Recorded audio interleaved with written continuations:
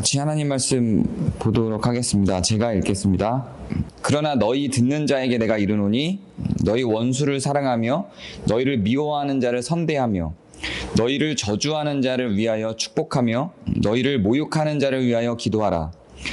너희의 이 뺨을 치는 자에게 젖뺨도 돌려대며 내 겉옷을 빼앗는 자에게 속옷도 거절하지 말라. 아멘. 오늘 말씀이 말하자면 사랑에 대한 개념의 끝판왕 정도 될 것 같습니다. 과연 이 말씀을 우리가 실천을 할 수 있을까? 그것이 가능한 일인가? 그리고 심지어는 이 말씀을 실천하는 것이 옳은 일인가 하는 의문도 드는 것이 사실입니다. 그 원수가 악한 자일 경우에 그 원수가 내 뺨을 쳤을 때 내가 다른 뺨을 돌려대는 것이 사랑이라면 그럼 정의는 어떻게 해야 되는가?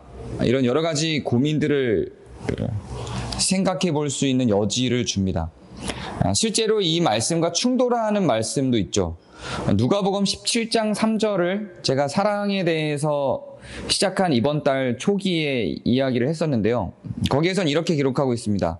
너희는 스스로 조심하라. 만일 내 형제가 죄를 범하거든 경고하고, 이렇게 나옵니다. 다른 말씀에서는 죄에 대해서 굉장히 민감하게 반응하도록 이야기를 합니다. 죄 지은 것을 그냥 둘 수 없도록 성경은 제한합니다. 죄 짓는 것들에 대해서 간과하는 것 자체도 죄인 것으로 성경은 몰아가기도 합니다.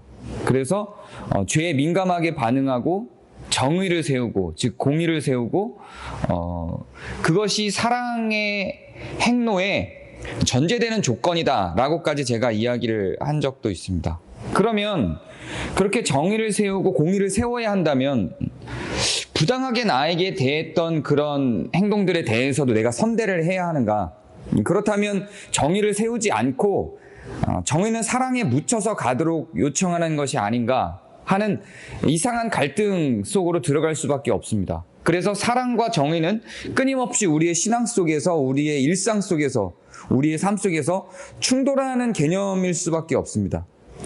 개념적으로는 정리한다고 할지라도 실천적으로 우리가 적용을 해서 진행을 하려고 할 때는 사랑을 해야 할지 정의를 실행해야 될지 갈등에 빠지게 됩니다.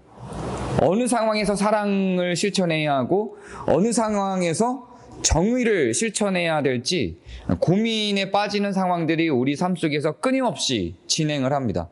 용서하면 그는 죄에 빠질 것이 분명하고, 그것을 용서만 하고 살아간다면 세상은 타락하고 약한 자들이 핍박받는 구조 속으로 들어갈 수밖에 없는데, 그걸 용서하고 지나가야 하는가? 그리고 대체적으로 뺨을 맞는 자들과 당하는 자들은 연약한 자들이고 약자들일 가능성들이 높은데, 그러한 경우에 그 약자들을 향하여서, 맞는 자들을 향하여서, 오른뺨을 맞는 자들을 향하여서 왼뺨을 돌려대라고 말하는 것이 과연 바른 것인가 하는 여러 가지 고민들 속에 우리는 빠질 수밖에 없습니다. 그럼 이렇게 충돌하는 가치, 정의라고 하는 측면과 사랑이라고 하는 측면이 개념상으로는 구분이 되고 정의상으로는 구분이 될지 모르지만, 실질적으로 우리의 삶 속에서 선택해 나가야 할 때 무엇이 우선되어야 하는지, 그 충돌을 어떻게 우리가 해결해 나가야 하는지, 실질적인 실천의 일상의 삶 속에서 우리의 선택은 어떤 경로로 따라가야 하는지 고민에 빠질 수밖에 없습니다. 그리고 성경은 사실은 이론적으로, 원리적으로 이 부분에 대해서 정리해 놓지 않았습니다. 어떨 때 정의롭게 행하고 어떨 때 사랑을 베풀어야 한다. 이렇게 이론적으로, 명제적으로, 법적으로, 조항으로 정의해 놓은 게 없습니다. 그러나 상황에 따라서 예수님이 어떻게 결정하셨는지, 상황에 따라서 예수님이 어떤 모양으로 정의와 사랑의 갈등 관계를, 이 긴장 관계를 조율하면서 나갔는지를 보여주셨습니다. 그 대표적인 사례가 바로 안식일에 대한 사례였을 것입니다. 그리고 또 다른 경우에는 바리새인들을 향하여서 독사의 자식들아라고 이야기했던 장면들일 것입니다. 그 두 상황만 봐도 사실은 논리적으로는 충돌이 있습니다. 어떨 때는 정의를 주장하고 어떨 때는 법을 어기면서까지 사랑을 베풀죠. 이런 경우들을 우리는 우리의 지혜와 법 조항과 명제가 아니라 우리의 지혜와 우리의 성품과 우리의 윤리적 개념들을 강화함으로 해결해 나갈 수밖에 없습니다. 이런 것들을 성경의 어떤 문자적 조항에 기대서 그 조항이 원하는 바가 무엇인지를 고민하기 시작한다면 정의의 측면이 주장하는 조항과 사랑의 측면이 주장하는 조항의 사이에서 우리는 갈등에 빠져서 교회가 두 개로 나눠지고 성도들은 두 부류로 나눠질 수밖에 없습니다. 같은 상황에 대해서 한쪽은 사랑을 주장할 수밖에 없고 한쪽은 정의를 주장할 수밖에 없습니다. 그 상황을 보고 그 맥락을 보고 윤리적인 우리의 정서와 마음을 보고 예수님이 실천적으로 어떻게 적용하셨는지를 성경에 나타난 많은 이야기를 통해서 우리의 삶에 녹여내서 직관적으로 우리가 토론하고 논의를 하면서 그런 정의와 사랑의 갈등 관계에 대해서 나만의 생각이 아니라 다른 사람들의 생각을 들어보면서 성경이 하나님이 실제로 무엇을 원하는지를 서로 알아가는 과정을 통해서 결정을 해나가는 것이 바른 결정으로 가는 우리의 선택이 됩니다. 그것이 어떤 문자에 묶여서 이것이 바르냐 그르냐 하는 방식으로 가다가는 무슨 문제가 발생하냐면 동성애 같은 문제들이 발생을 하는 겁니다.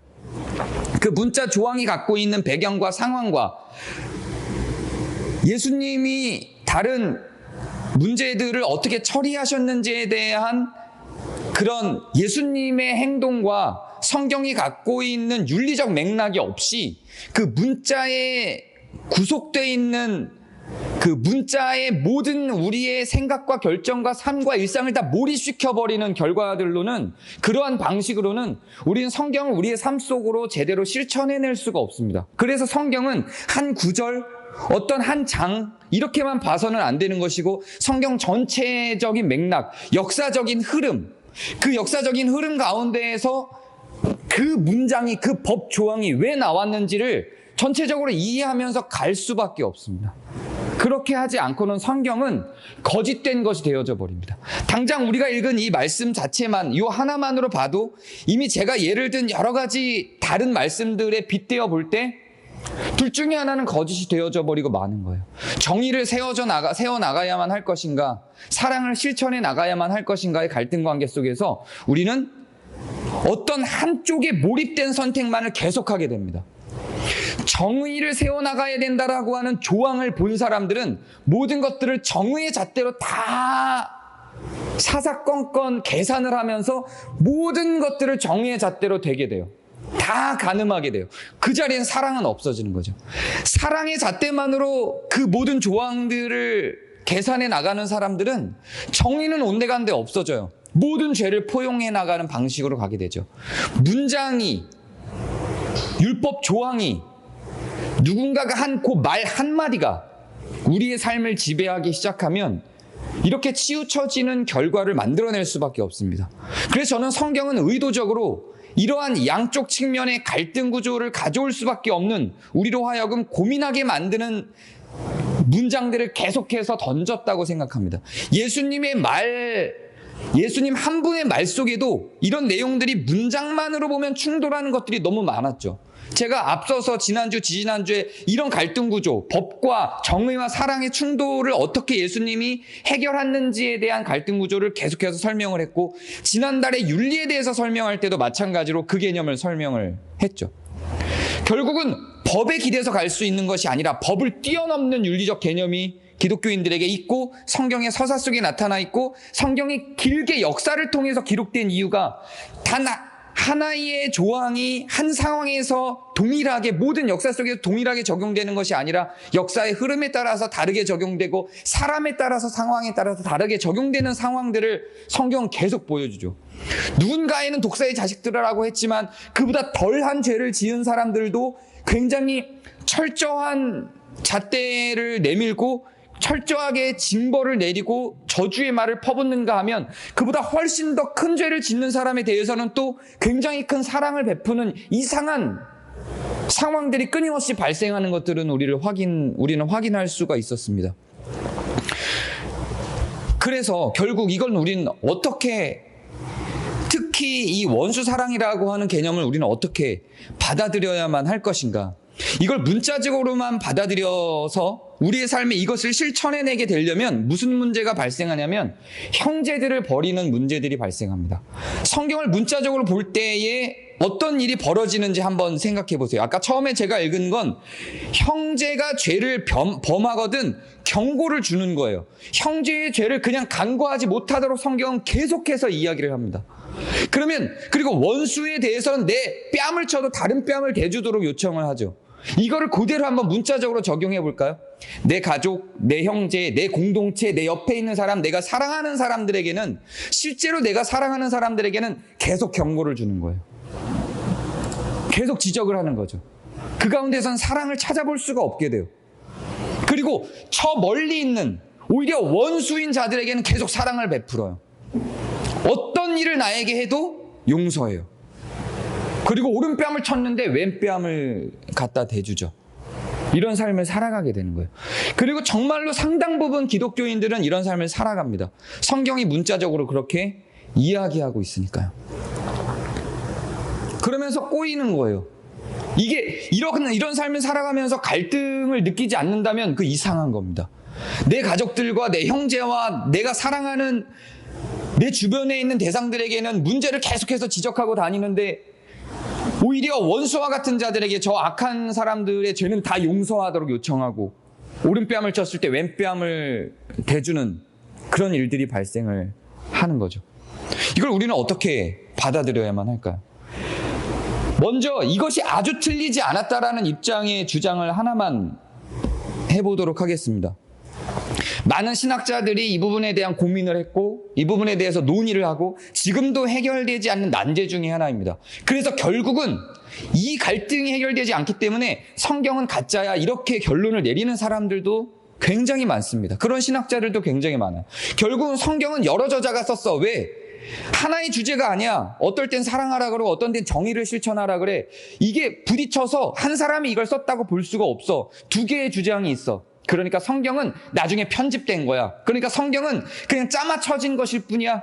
그리고 성경을 믿지 않기로 나는 결정했어. 많은 신학자들이 이런 결론을 내립니다. 왜냐하면 이걸 문자로만 해석하려고 들기 때문에 그렇습니다. 먼저 그러한 문자주의적인 접근으로 한 것들 중에서도 저는 버리지 않고 우리가 잡아야 될 것들이 상당히 많다고 생각을 하는데 그러한 문자주의적 해석을 하는 분들 중에 몇몇 분들이 하는 해석 중에 제가 따르는 해석이 있습니다. 그 해석을 먼저 설명하자면 이렇습니다. 이런 해석이 굉장히 주요한 해석이고 제가 따르는 신학인 개혁주의적인 관점에서도 여러 해석이 있는데 그 해석 중에 하나입니다. 이렇게 해석을 합니다. 형제는 이미 한 몸이라고 보는 겁니다. 형제는 이미 한 몸입니다. 우리가 우리의 죄를 자복하고 궁극적으로는 하나님과 하나 되어 우리가 신이 되는 것이 우리 신앙의 목표이니까 사실은 우리의 신앙이라고 하는 것은 우리의 삶이라고 하는 것은 죄를 걷어내고 의를 실천하고 사랑하면서 사는 것이 맞는 것이죠. 그러니까 나의 죄를 걷어내는 것이 우리의 신앙의 일상의 목표인 것이 분명합니다. 그럼 형제도 제가 계속해서 강조하는 요한복음 17장에 의해서 생각해 본다면 형제도 나와 한 몸이죠. 결국은 지금은 한 몸이 아닐지 모르지만 나중에 그리스도와 만나고 우리가 천국에 이르렀을 때는 우리가 다 함께 그리스도와 하나 된 존재로서 어떤 형태의 하나일지는 몰라요. 그러나 분명한 요한복음 17장의 고백대로 15장에서 17장의 고백대로 우리는 그리스도와 하나님과 한 몸이 되어서 우리가 신이 되는 존재로 나아가게 될 건데 그때에 함께 한 몸을 이룰 대상들을 형제라고 성경은 계속 불렀죠. 혹은 친구라고 부른다고 제가 지난주와 지지난주에 이야기를 했었죠. 그런 대상들이에요. 그렇기 때문에 그들은 나죠. 내가 그들이고 형제는 나고 내가 형제입니다. 그러니까 그들이 죄를 짓고 살아가는 것을 간과하지 않고 우리가 함께 의롭게 나아가기 위한 목적을 갖고 있기 때문에 한 몸 된 마음으로 형제들의 범죄를 그냥 들 수 없는 것이 사랑이라고 하는 개념입니다. 그러나 원수하고의 사이에 있어서는, 형제하고의 사이에 있어서는 나의 선함뿐만 아니라 그의 선함도 중요해요. 그런데 원수하고의 관계 속에 있어서는 나의 선함이 더 중요합니다. 그가 악하게 나온다고 해서 나도 악하게 나갔을 때, 그가 악을 앞세워서 악한 방법을 앞세워서 나온다고 해서 나도 악한 방법을 앞세우고 나갔을 때 같이 악해져 버리는 결과를 초래하지 않기 위한 방식이라고 본다는 거죠. 그래서 오히려 이 학자는 이렇게 주장을 하는 거예요. 오히려 형제들의 죄를 드러내고 함께 의의 가운데로 나아가는 게 맞는 것이고, 원수와의 입장에서는 그 원수의 죄는 바꿀 수가 없어요. 그러니까 그는 그냥 죄를 짓게 두고 나는 같이 죄에 동참하지 않기 위한 방식이다. 그래서 이 정의와 사랑이 충돌하는 것 같지만 대상의 문제다. 오히려 원수 사랑이라고 하는 측면이 나의 선함을 유지하기 위한 방식이다. 이렇게 설명해 나가는 학자들이 있습니다. 한 명이 아니에요. 굉장히 많은 학자들이 이렇게 설명을 하죠. 근데 저는 이 부분에 완전히 동의하지는 않습니다. 저는 여기서 조금 더 나가야 된다고 생각합니다. 기본적인 원리를 굳이 제안하자면, 저는 이 신학자들의 해석이 어느 정도는 맞다고 생각합니다. 우리가 원수된 자들의 죄를 굳이 지적을 하고 거기에 싸움 가운데로 들어가서 그 원수된 자들 선으로 돌이켜내지 않을 것이 너무나도 분명한 악한 자들과 싸우기 위해서 나도 같이 악마가 되는 과정을 거치지 말자라는 의미에서 이 원수 사랑에 대한 제안이 왔다라고 주장을 하는 신학자들의 주장이 저는 일면 어느 정도는 맞다고 생각해요. 그래서 우리가 기독교인들이 갖고 있는 그런 자세 중에 형제들에게 오히려 좀 더 민감하게 죄에 대해서 이야기를 하고, 저 멀리 있는 사람들에게, 원수들에게는 오히려 죄에 대해서 민감하게 이야기할 필요 없이 그냥 우리의 사랑의 전형과 모형만 보여주는 데서 그냥 선을 어느 정도 정리하고 끝내는 것이 현대 기독교인들이, 특히 한국 기독교인들이 쇼맨십을 통한 사랑의 모양을 보여주는 방식을 많이 드러나는데, 그게 이런 신학자들의 주장대로라면 어느 정도는 맞는 거예요. 그리고 저도 이 부분이 완전히 틀리다고는 생각하지 않습니다. 이런 경향이 분명히 우리 삶 속에 있습니다. 내가 이미 사랑을 많이 주었고 우리가 사랑하는 관계인 게 너무나도 확실한 형제들에게는 죄를 지적할 수 있죠. 그러나 원수된 자들에게 죄를 지적해봐야 싸움만 일어날 뿐이고 관계만 악화될 뿐이고 우리의 죄를 더 강화시킬 뿐이고 같이 악하고 악랄한 관계 속으로 들어갈 수밖에 없는 걸 굳이 할 필요가 없으니까 이 두 개의 구조가 성경에 기록되어 있는 것이다라고 하는 측면도 일면 타당하다고 생각합니다. 그러나 저는 거기에서 조금 더 나가야 된다고 생각합니다. 제가 윤리를 이야기할 때 계속 이야기했던 것처럼 이 부분은 성경이 특히 예수님이 얘기하는 많은 경우들 중에 예수님의 말에는 늘 저 끝에 가 있는 어떤 원리를 이야기합니다. 저 끝에 가 있는 궁극적인 윤리의 끝을 이야기합니다. 그리고 예수님이 살아낸 실천의 장도 저 끝에 가 있는 어떤 궁극적인 윤리의 끝에 있는 우리가 목표 삼아야 될 내용들을 이야기하죠. 그래서 율법을 초월하고 우리의 삶이, 우리의 선택들이 법에 구속되어 있는 것이 아니라, 법에 못 미치는 상태도 아니라 법을 초월하여 저 윤리의 끝에 가 있는 어떤 지향점을 향해서 달려가야 할 것인데, 저는 이러한 예수님의 말씀은 그러한 거라고 생각합니다. 우리가 찾아내야 될 저 끝에 있는 어떤 지금 실천 불가능하다고 해서 버릴 대상이 아니라 저 끝에 있는 우리가 궁극적으로 맛보아야 될 천국에 있는 열매와 같은 존재로서 끝을 향해서 달려가야 될 목표와 같은 대상으로 놓고 살아가는, 그래서 사랑이 이야기할 때 나타나는 궁극적인 결정체에 대한 설명이라고 생각합니다.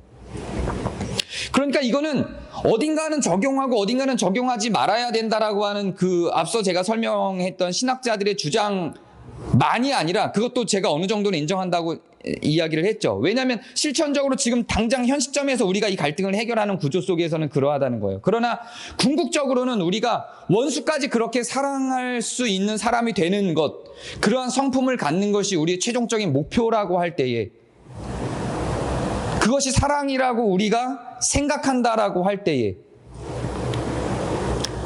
그런 사랑을 가져야 된다라고 우리가 생각하고 전제하고 걸어간다라고 할 때 지금 우리가 하고 있는 사랑에 자족하지 않는 모습을 보여주게 만들기 위한 어떤 대상이라고 생각합니다. 그래서 저는 신명기에 있는 말씀, 하나님을 사랑하고 이웃을 사랑하라고 이야기했던 하나님, 여호와 하나님을 의지하라고 했던 그 신명기의 말씀을 이마에도 달고 팔에도 새겨서 살아가도록 만들었던 그런 구약시대의 방식처럼 그냥 우리가 사랑을 떠올릴 때 궁극적으로 보여야 되는 어떤 지표로서 이것을 갖고 살아가야 된다고 생각합니다. 그런데 앞에서 지금 현실적인 우리의 모양새를 설명하기 위한 방법으로 신학자들이 설명했던, 앞서 제가 설명했던 그런 방식으로 원수들에게만 이 사랑이 적용되고 형제들에게는 적용되지 않는 방식이 아니라, 그거는 그렇게 궁극적인 목표 지점이라고 볼 땐 그 안에 포함되는 모든 대상이 그 안에 들어와야 된다고 저는 생각합니다. 일부는 맞다라고 이야기하는 것은 우리가 같이 살아갈 때 형제가 같이 공의와 정의의 삶 가운데 동참하도록 요청하기 위해서 원수들에게 가르치지 않을 것들을 형제들에게는 가르쳐야 된다는 의미에서 형제들과 정의에 대해서, 죄에 대해서 고민하고 죄를 지었을 때 견책하며 함께 걸어가야 되는 것들이 덤으로 들어가는 것이지, 형제들에겐 견책만 하고 원수들에겐 사랑만 한다는 구조는 아니라는 거예요. 형제에게도 원수 사랑을 하는 것 같은 방식의 사랑이 들어가는 게 맞는 겁니다. 내 오른뺨을 쳤을 때 왼뺨을 대주는 거죠. 그런 사랑이 형제들에게도 있는 것이 맞는 거죠. 그것이 궁극적인 사랑의 결과물로서 우리가 지향하고 달려가야 될 바라면 당연히 그건 원수에게 뿐만 아니라 형제에게도 있어야 될 일들입니다. 나에게도 있어야 될 일이죠. 원수에게까지 하는 사랑을 왜 내 형제에게는 베풀지 못하면 나에게는 베풀지 못할까요? 당연히 나에게도, 내 자신에게도 그러한 사랑을 베풀어야 할 것이며, 내 형제에게도, 내 가족에게도, 내 자녀에게도, 내 부모에게도, 내 배우자들에게도 당연히 베풀어야 될 사랑들인 것이죠.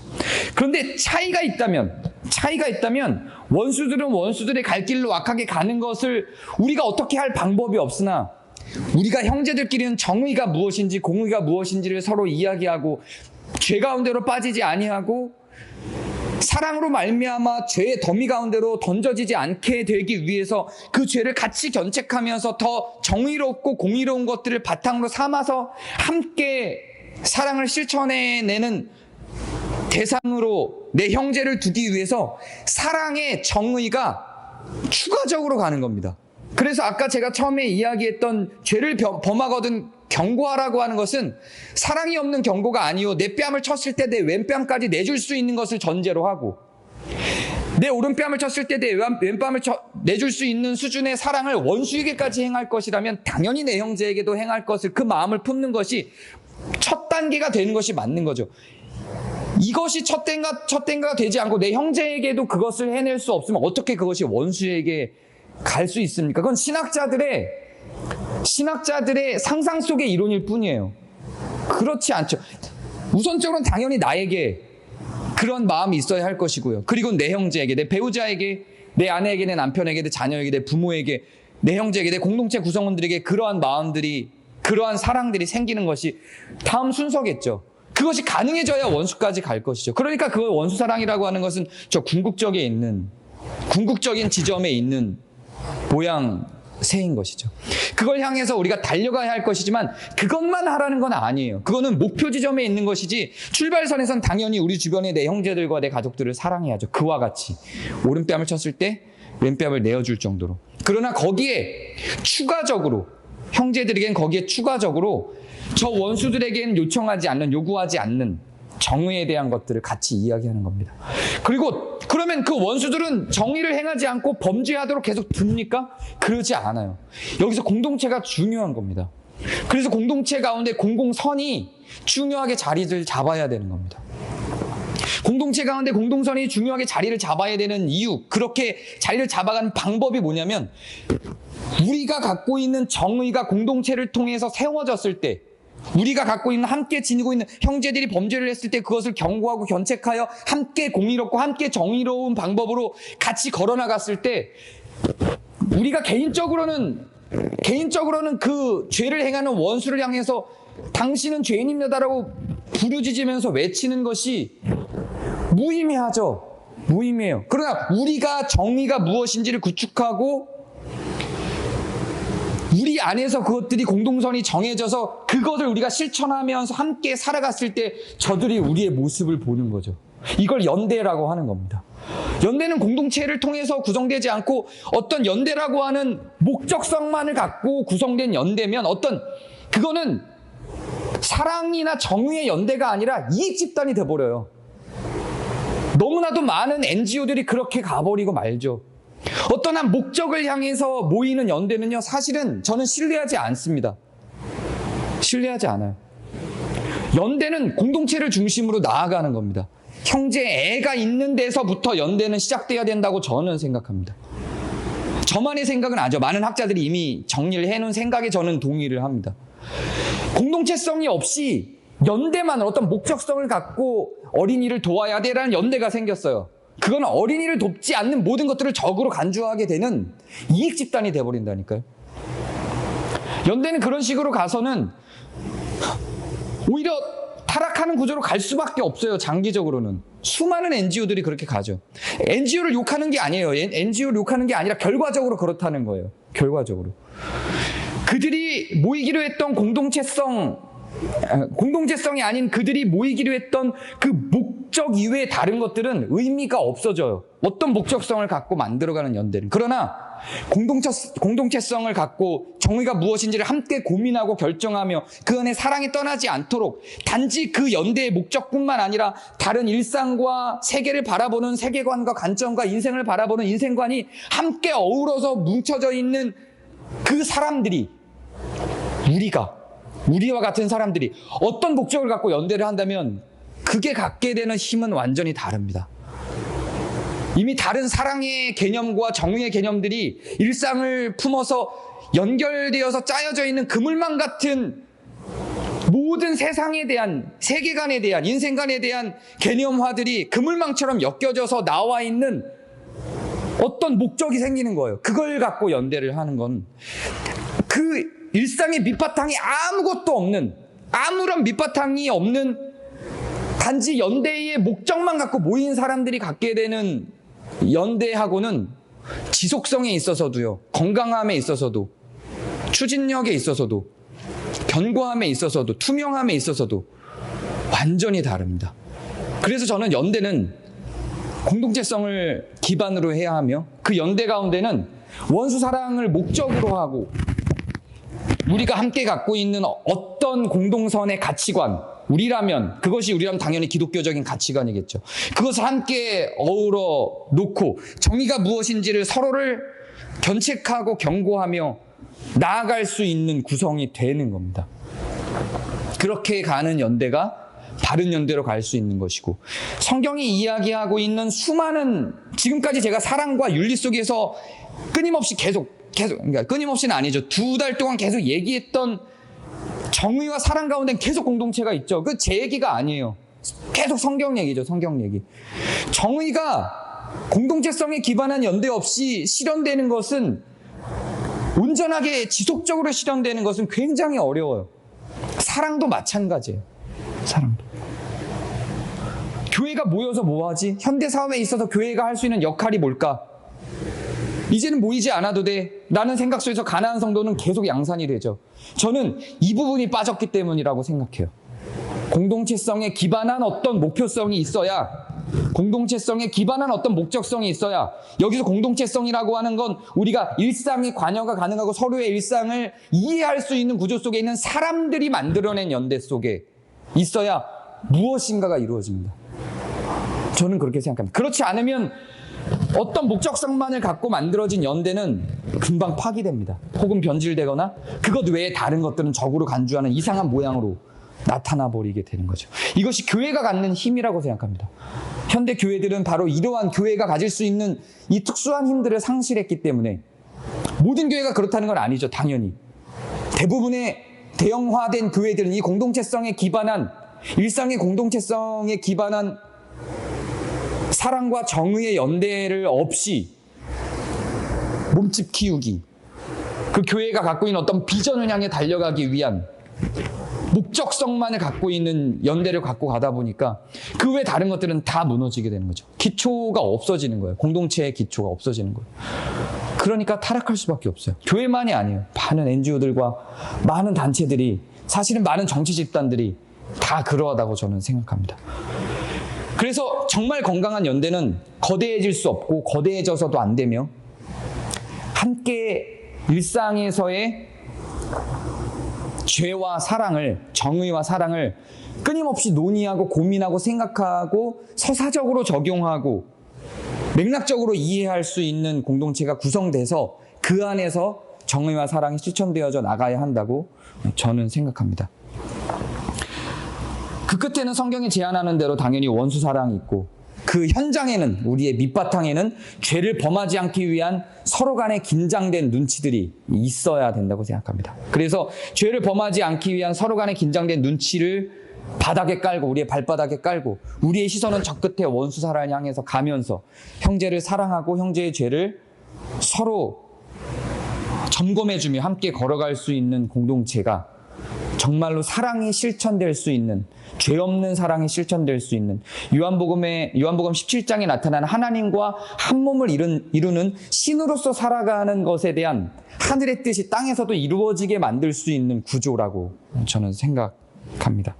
그래서 함께 이러한 공동체를 이루고, 저는 우리 공동체가 함께 죄를 범하거든 경고도 할 수 있는, 그리고 원수 사랑에 대해서 오늘 요절이 이야기한 것처럼 오른뺨을 내리고, 죄는 죄대로 경고는 하지만 오른뺨을 때렸을 때 왼뺨도 내줄 수 있는, 이 양쪽 정의의 극단적인 측면과 사랑의 극단적인 측면이 함께 녹아 있을 수 있는 그런 공동체가 되기를 바랍니다. 그리고 그런 공동체가 갖게 되는 그 연대의 힘들이, 그런 연대의 결과물들이 무엇을 만들어낼 수 있을지를 같이 실험해보고 연구해보는 그런 공동체가 되기를 기대합니다. 제가 기도하겠습니다.